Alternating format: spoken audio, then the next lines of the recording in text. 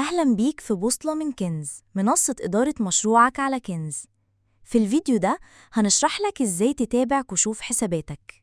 أول حاجة في عمود العروض هتلاقي المنتجات اللي عليها دعاية من كنز. دي منتجاتك اللي كنز بيسوق لها دلوقتي. وفي كشوف الحسابات هتقدر تبص على كشف حساب الأسبوع. بالنسبة للمكان ده فده اللي بيكون فيه شرح لكل حساباتك. الكل بيجيب لك كل الكشوفات.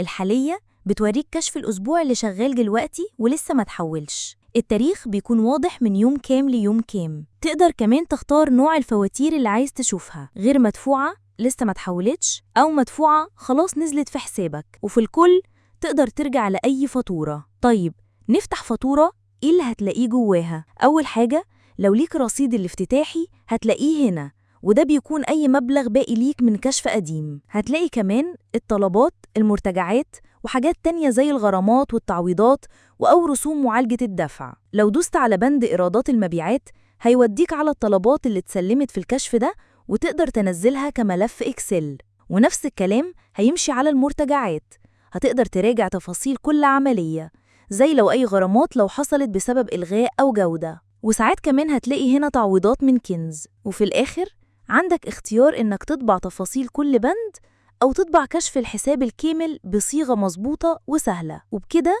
تقدر تتابع كل تفاصيل شغلك المالي مع كنز من مكان واحد.